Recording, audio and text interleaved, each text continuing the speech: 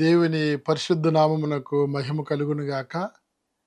Vishwavani TV కార్యక్రమం వీక్షిస్తున్న మీ అందరికీ క్రీస్తు నామములో నూతన సంవత్సరపు శుభాకాంక్షలు బహుమెండుగా కలుగును గాక. ఈ శ్రేష్టమైన సమయమందు దేవుని యొక్క మాటల్ని మనము ధ్యానం చేసుకుందాం. సామెతల గ్రంథము 3వ అధ్యాయము 2వ వచనాన్ని చదువుకుంటూ మన ధ్యానంలో ముందుకి కొనసాగుదాం. అవి దీర్ఘాయువును సుఖ జీవముతో గడుచు సంవత్సరములను శాంతిని నీకు కలుగు చేసేదను.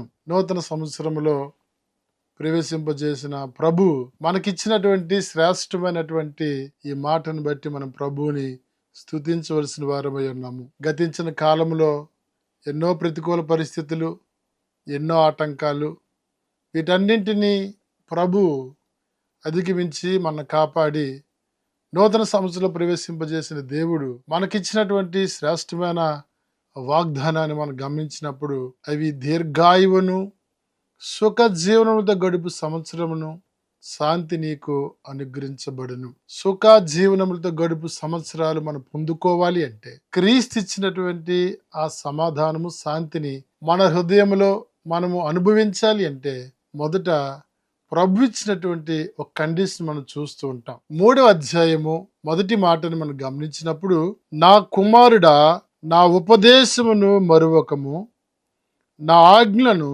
హృదయపూర్వకంగా గైకొనము. అవి దీర్ఘాయువును సుఖ జీవంతో గడుచు సంవత్సరములను శాంతిని నీకు కలుగు చేసేదను. ఈ వాగ్దానానికి ముందుగా ప్రభు ఇచ్చినటువంటి ఒక హెచ్చరికను మనము చూడగలుగుతూ ఉంటాం. దాంట్లో ప్రాముఖ్యంగా నా ఉపదేశమును మరువకము, నా ఆజ్ఞను గైకొనుము.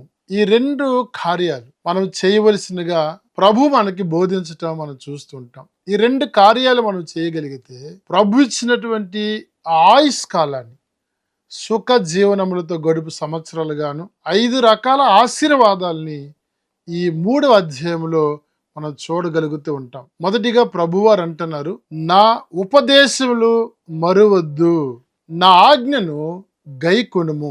ఉపదేశం అన్న మాటని టీచింగ్ అని చూస్తూ ఉంటాం. ప్రభు యొక్క ఉపదేశం ఏమై ఉన్నది అన్న మాటని మనం గమనించినట్లయితే అపోస్తలుడైన పౌలు తిమోతికి రాసినటువంటి మొదటి పత్రిక 1వ అధ్యాయము 5వ వచనంలో ఉపదేశం యొక్క సారాంశాన్ని మనం చూడగలుగుతూ ఉంటాం. ఉపదేశ సారము ఏదనగా పవిత్రమైన హృదయం నుండి, మంచి మనసాక్షి నుండి, నిష్కపటమైన విశ్వాసము నుండి కలుగు ప్రేమయే. ధర్మశాస్త్రంలో 10 ఆజ్ఞల యొక్క సారాంశాన్ని ప్రేమతో మనము పోల్చటము చూడగలుగుతూ ఉంటాం. నీ దేవుడైన యెహోవాను నీ పూర్ణ హృదయంతోనూ నీ పూర్ణ మనస్తోనూ ఆయన్ని సేవించాలి. నిన్ను వలె నీ పొరుగు వాడిని ప్రేమించాలి. నా ఆజ్ఞలు గైకొనము. తన ఆజ్ఞలు మనం చూసాము. ప్రభువైన యేసుక్రీస్తు వారిని పూర్ణ హృదయముతో ఆరాధించాలి. ఆయన మాత్రమే సేవించాలి.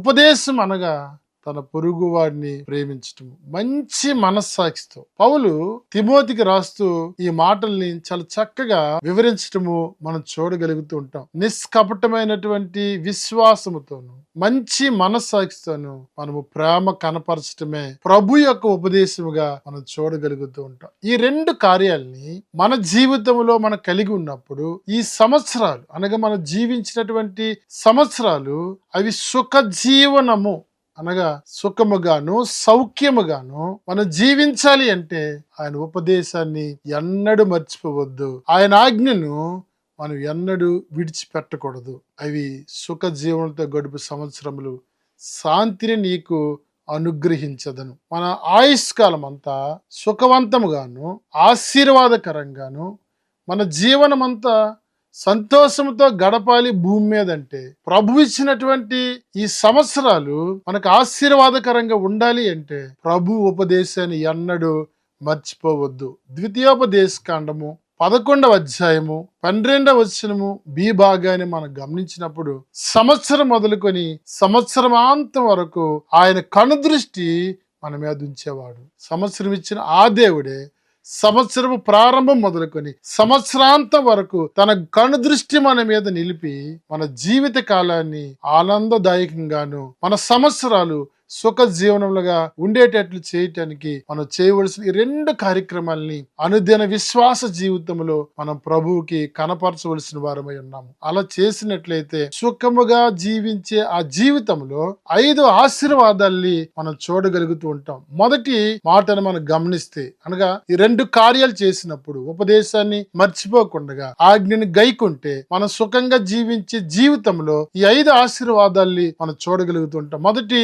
మాట 4వ మాటలో మనం చూడగలుగుతుంటాం. అప్పుడు దేవుని దృష్టి యందును మానవుల దృష్టి యందును నీవు దయనుంది మంచి వాడవనిపించుకుందువు. ఈ మాటల్ని మనం గమనిస్తే మన ఆయుష్ కాలంలో దేవుడిచ్చినటువంటి ఆ సంవత్సరాలు అనగా నూతన సంవత్సరం మొదలుకొని రాబోతున్న సంవత్సరాలన్నింటిలో మనం ఆశీర్వాదకరంగాను మన జీవితాలు ధన్యకరంగాను ఉండాలంటే అప్పుడు అన్న మాటకి ముందు ఎప్పుడు అని ప్రశ్నించుకుంటే ఆయన ఉపదేశాలు గైకొన్నప్పుడు ఆయన ఆజ్ఞలు మనం మరువకుండగా పాటించినప్పుడు అప్పుడు దేవుని దృష్టి అందును మానవుల దృష్టి అందును నీవు దయనుంది మంచివాడు అనిపించుకుందువు.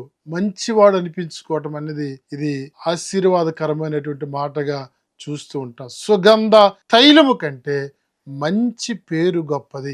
మంచి పేరు మనకు రావాలి అంటే ఆయన ఉపదేశాన్ని మర్చిపోవద్దు. ఆయన ఆజ్ఞలను మనం గైకొనవలసిన వారమై ఉన్నాము. మనం జీవించిన సంవత్సరాలతో పాటు ప్రభువిస్తున్నటువంటి నూతన సంవత్సరాల్లో ఈ మంచి పేరు మనము సంపాదించుకోవాలంటే మొదటిగా దేవుని దయందును ఆయన దయ మన మీద ఉండాలి. 65వ సంకీర్తన 11వ చరణం ప్రకారం సంవత్సరము అని దయా కిరీటాన్ని ధరింపజేసి ఉన్నావు. సంవత్సరాన్ని దయా కిరీటంగా ధరింపజేసిన దేవుడు మనం మంచి వారిగా భూమి మీద బ్రతకనివ్వాలి అంటే ఆయన ఉపదేశాల్ని మనం పాటించాలి. నిష్కలంకమైనటువంటి మనసుతో ప్రభు యొక్క మాటలు మనము గైకొన్నప్పుడు దేవుని దృష్టిలో మంచి వాళ్ళం అనిపించుకుంటాం.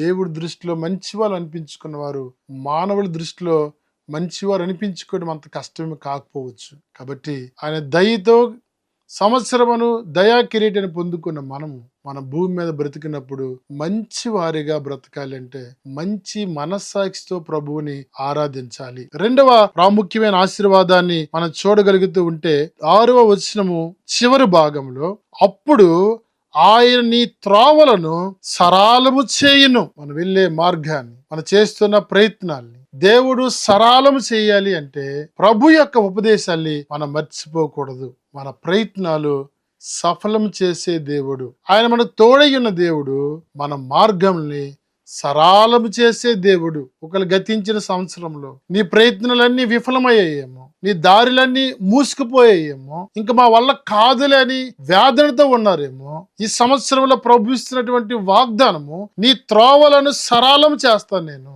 నా ఉపదేశాలు మర్చిపోవద్దు. ప్రభు ఇచ్చినటువంటి ఆయుష్ కాలంలో ప్రభువు చిత్తానికి మనం తల వంచినప్పుడు మూయబడిన ప్రతి దారిని ఆయన తెరిచే దేవుడుగాను సరాలం చేసే దేవుడిగా మనం చూస్తూ ఉంటాం. ఈ నూతన సంవత్సరంలో దేవుడిస్తున్న ఈ వాగ్దానాల్ని మనం ఎత్తిపట్టి మనం ప్రార్థించినప్పుడు ఎన్నో దీవెనలు మనం పొందుకుంటాం. 3వ ప్రాముఖ్యమైన విషయాన్ని మనం చూడగలుగుతుంటాం. సామెతల గ్రంథము 3వ అధ్యాయము 8వ వచనంలో అప్పుడు నీ దేహమునకు ఆరోగ్యమును నీ ఎముకలకు సత్తువ కలుగు చేయను.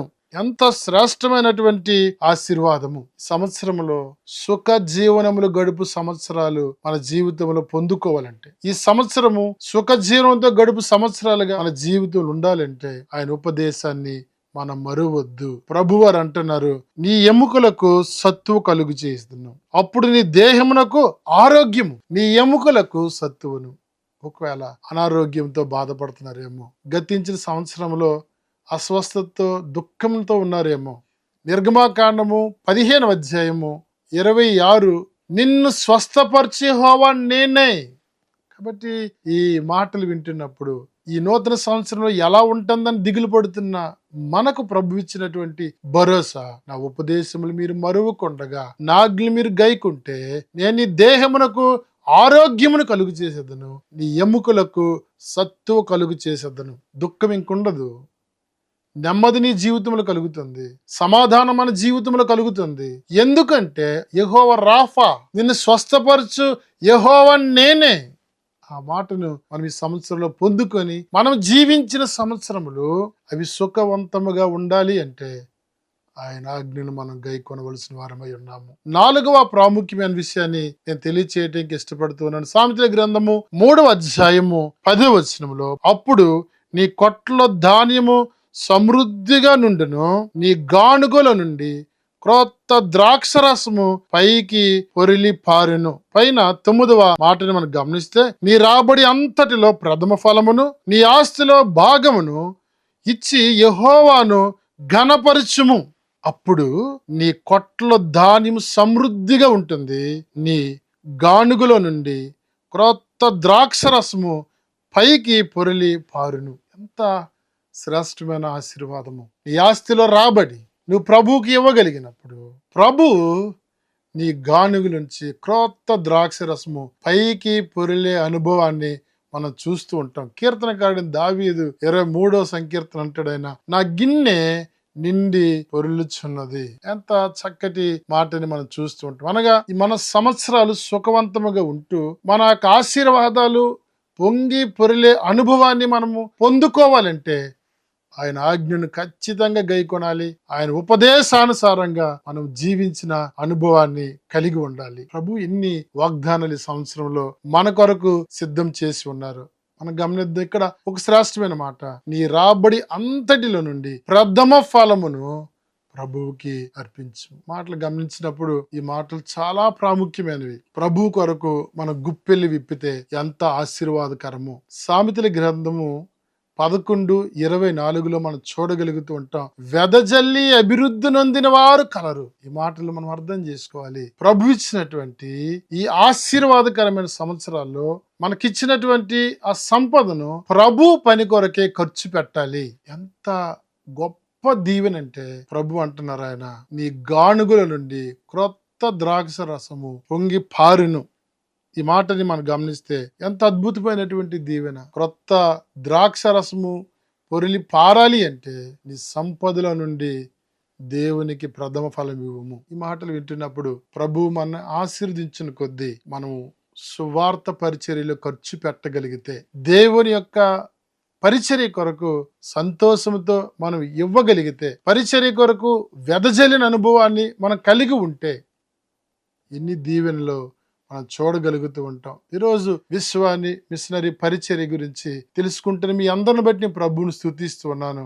ఎవ్వరూ వెళ్ళలేని స్థలాలకి వెళ్ళి చేసినటువంటి శ్రేష్టమైనటువంటి మిషనరీ పరిచర్య. మీ దశమ భాగాలు, మీ కృతజ్ఞత కానుకలు మీరు వెళ్ళే సంఘానికి ఇవ్వండి. ప్రభు మిమ్మల్ని ప్రేరేపిస్తే వెళ్ళలేని స్థలాలకి వెళ్ళి పరిచర్య చేస్తున్న మాలాంటి మిషనరీస్ కొరకు మీరు వెదజల్లి అభివృద్ధి నొందాలనేది ప్రభు చిత్తము. అనగా ఒక గ్రామాన్ని మీరు దత్తత చేసుకుంటే, ఆ గ్రామంలో ప్రజలందరూ రక్షించబడితే, అభివృద్ధిని ఆశీర్వాదాన్ని మీరు పాలిభాగస్తులుగా అనుభవించే అవకాశాన్ని మనం చూడగలుగుతూ ఉంటాం.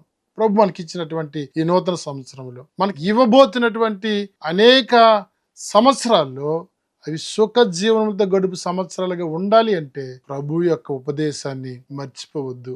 నిన్ను వలె నీ పొరుగు వాడిని ప్రేమించాలి. ఈ మాటను మనం అర్థం చేసుకుంటే సువార్త లేని ప్రజల పట్ల, సువార్త లేని గ్రామాల పట్ల మనం భారము కలిగి వెదజల్లి మన రాబడిలోంచి ప్రభువుకు ఇవ్వగలిగితే, ఆ భాగంలో అనగా ఆత్మల పంటలో మనం పాలిభాగస్తులుగా యోగ్యమైనటువంటి వ్యక్తులుగా మనం చూడగలుగుతూ ఉంటాం. కాబట్టి 4 ఆశీర్వాదాలు చూసాం. చివరిగా 5వ ఆశీర్వాదం గమనించినట్లయితే సామెతల గ్రంథము 3వ అధ్యాయము 23లో, అప్పుడు నీ మార్గమున నీవు సురక్షితంగా నడిచెదవు, నీ పాదము ఎప్పుడును తొట్టిల్లదు. ఎంత శ్రేష్టమైన మాట. మనం వెళ్ళే ప్రయాణాన్ని సురక్షితంగా మనం తిరిగి రాగలుగుతున్నామంటే, మనం క్షేమకరంగా కుటుంబానికి చేర్చబడుతున్నామంటే, ఒకటి ప్రభు యొక్క ఉపదేశానుసారంగా జీవించటం, ఆయన ఆజ్ఞలు గైకొంటాం. కాబట్టి ఈ శ్రేష్టమైన సమయం అందు సుఖ జీవనములతో గడుపు ఆ ఆయుష్కాలాన్ని అంత మాత్రమే కాదు,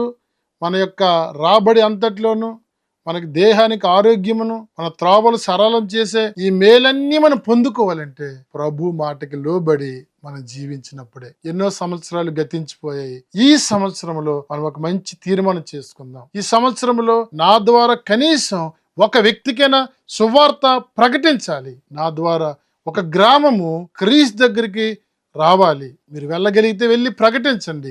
వెళ్ళలేకపోతే అలాంటి మిషనరీస్ ని మీరు పంపించండి. ఈ దీవెనకరమైనటువంటి సంవత్సరంగా ఉండాలంటే, ఇంకా అనేక సంవత్సరాలు సుఖ జీవనంతో మనం గడపాలి అంటే ప్రభువైన యేసు క్రీస్తు వారి మాటకి లోబడి జీవిద్దాం, ఆశీర్వాదానికి వారసులం అవుదాం. అట్టి కృప పరిశుద్ధాత్మ దేవుడు మనకు ధారాళంగా దయచేయును గాక. ఆమేన్. ప్రార్థన చేసుకుందామండి. పరిశుద్ధుడైన తండ్రి, జీవం కలిగిన యేసు నీకు వందనాలైనా, మేము జీవించే సంవత్సరాలు సుఖ జీవనముగా ఉండాలంటే, నీ సమాధానాన్ని మేము అనుభవించాలి అంటే, నీ ఆజ్ఞలను గైకొంటూ నీ ఉపదేశాన్ని మరొక మేము జీవించే కృపా భాగ్యం మాకు దయచేయమని, మీరే మహిమ ఘనత ప్రభావాలు పొందుకోమని యేసు నామంలో ప్రార్థన చేయుచున్నాం తండ్రి. ఆమేన్. తండ్రి, కుమార, పరిశుద్ధాత్మ త్రియేక దేవుని దీవెన సంవత్సరం మొదలుకొని సంవత్సరాంతం వరకు సదాకాలం మీకు తోడయ్యుండి సంరక్షించి కాపాడును గాక. ఆమేన్.